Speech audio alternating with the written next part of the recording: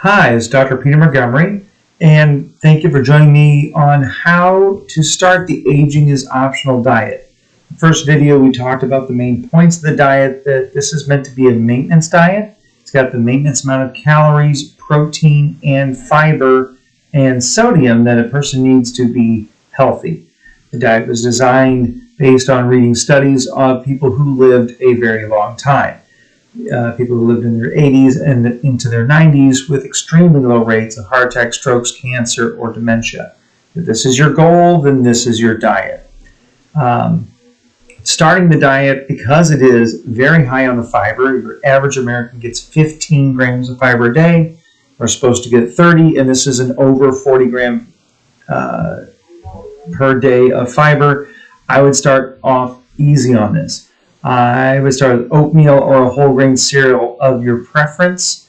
I use almond milk instead of dairy milk, again, because the dairy milk can be irritating to some people.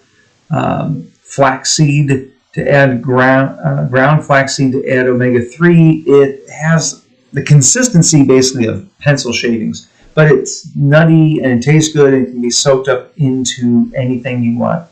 And adds extra flavor, adds a little extra protein, adds extra fiber, and omega-3 is essential to make the good HDL cholesterol. It helps cleans out your arteries, and this is an easy way to get in there. And at 10 cents a serving, it's a lot cheaper than salmon or even your fish oil tablet. Fruit, any fruit you want. My fruit on my diet is the average of the 20 most common fruits. This could be a handful of blueberries, could be a banana, could be an apple, could be some orange, could be a handful of grapes. I have coffee with my breakfast. I have about 16 ounces of coffee, and I do put some creamer in there. I use almond creamer. Again, the calories are variable there, and I count the calories in my creamer down in my dessert snack thing. So if you're a black coffee drinker, you're good to go. Mid-morning, I would again have another 16 ounces of water to help keep full and to keep things moving and to soak up into the fiber there. So that's breakfast. Once you get breakfast under your belt, it means shopping for the breakfast materials, getting the habit, finding what you like, being consistent with it. I would say do this for a week at the minimum, and maybe even a month before you move on to adding the lunch. When you add the lunch, I choose beans mainly because it's a good source of protein and fiber. I use canned beans. You can soak them and cook them yourselves. Never eat raw beans. That is very bad for you. When you cook them, you break up the lectins and the phthalates and release the nutrients in there and make them, of course, just taste better. So that way, if you bake them yourself, you would lower the sodium even lower if you really had to lower your sodium. But anything below a 2,000 milligram sodium diet is considered a low sodium diet. This is a very low sodium diet. Someone with congestive heart failure, that might be a necessary switch for them. I do have starches, and starches are good for you. Beans and rice.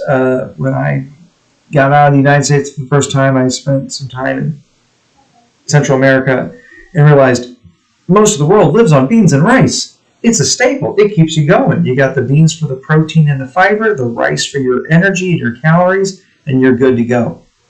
Adding a vegetable would increase the nutritional content to that.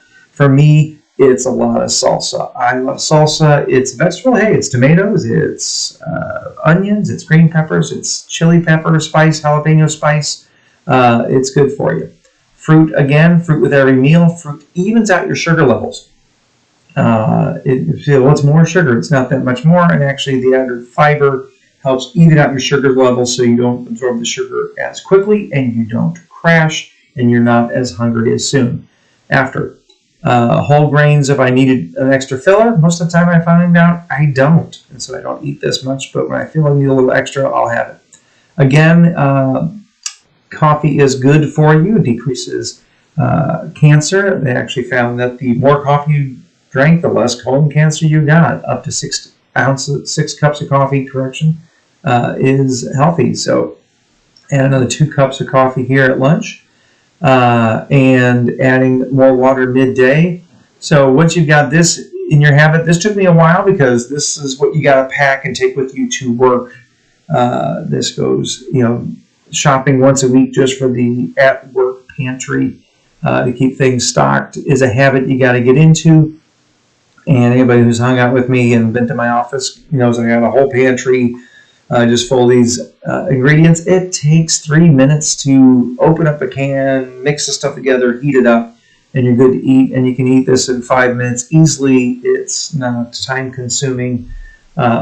Still gives you plenty of time to relax and do other things at your lunchtime, so you're not spending a whole lot of time with meal prep. Moving on to dinner, once you got that under your belt, moving on to dinner. Again, it's basically the same concept. Beans or something similar, starch of your choice. Again, some bread for extra filler, the fruit and the vegetable for the extra nutrition and extra sources of fiber. And then the big salad and the meat. So the salad is your main source of folate. You get it from foliage. Yes, that's how they came up with these names. Not a lot of calories. Have what you want. If you want to put some salad dressing on that might go in the fudge factor down here in the dessert. I like Italian dressing. And anything with olive oil in there for some good oils. You're not breaking the bank by putting some salad dressing on the salad. Mix it in there, mix the vegetables into there. You can mix some fruit into there. Some people hate mixing fruit in their salads. They like it separate. That's fantastic. Lots of flexibility there. And the meat, 3 ounces of meat, maybe 4. It's a hamburger patty. It's half a chicken breast. It's a thigh chicken. It's a serving of fish. It's not a lot of meat. I'm totally going against the Atkins paleo keto diet plan, because that's not a sustainable diet, and no long living societies eat that extraordinarily expensive diet too. So this keeps the cost of the diet way down because you're not buying any expensive meat. You can have whatever you want here. This is the free form, flexible part of it. It could be anything you like. If you are a vegetarian, vegan, you can cut this out and substitute any other meat. Substitute soy, more beans, whatever you want here to get your extra protein, but we got to get the protein, and that's a lot of beans to get that much protein. One thing about meat, it is protein packed in a very few bites. It is a wonderful source of vitamin D and vitamin B12, which a lot of vegans do wind up low on if they don't supplement. And so with the World Health Organization, they have their World Sustainable Diet. This fits within that model.